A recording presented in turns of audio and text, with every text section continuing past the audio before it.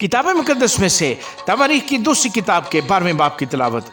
और यूं हुआ कि जब रहबाम की सल्तनत मुस्तहकम हो गई और वो कवि बन गया, तो उसने और उसके साथ सारे इसराइल ने खुदावंद की शरीयत को तर्क किया।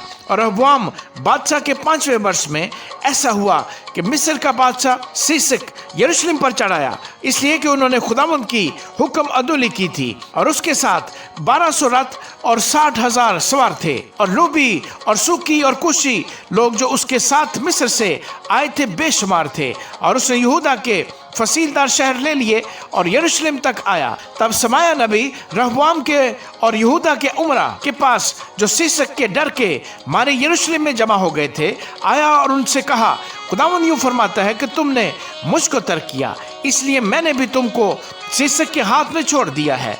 तब इसराइल के उमरा ने और बादशाह ने अपने को खाकसर बनाया और कहा कि खुदावंद सादिक है। जब खुदावंद ने देखा कि उन्होंने अपने को खाकसर बनाया, तो खुदावंद का कलाम समाया पर नाज़िल हुआ कि उन्होंने अपने को खाकसर बनाया है, सो मैं उनको हलाक नहीं करूंगा, बल्कि उनको कुछ रहाई दूंगा। और मेरा गजब सीसक के हाथ से यरूशलेम पर नाज़िल ना होगा, तो भी वो उसके खादिम होंगे, ताकि वो मेरी खिदमत को और मुल्क मुल्क की सल्तनतों की खिदमत को जान लें। सो मिस्र का बादशाह सीसक यरूशलेम पर चढ़ाया और खुदावंद के घर के खजाने और बादशाह के घर के खजाने ले गया, बल्कि वो सब कुछ ले गया।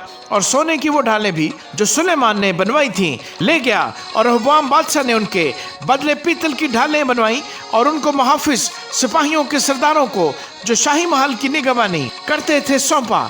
और जब बादशाह खुदावंद के घर में जाता था, तो वो मुहाफिज सिपाही आते और उनको उठाकर चलते थे और फिर उनको वापस लाकर सलाह खाना में रख देते थे।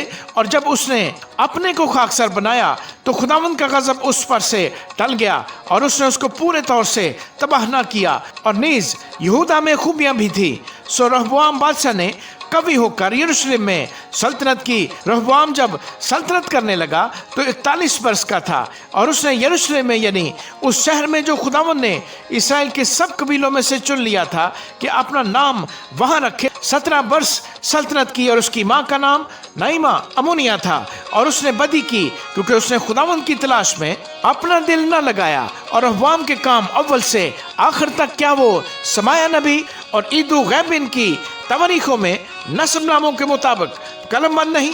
और रहबाम और यरोबाम के दरमियान हमेशा जंग रही। और रहबाम अपने बाप दादा के साथ सो गया और दाऊद के शहर में दफन हुआ। और उसका बेटा अबिया उसकी जगह बादशाह हुआ।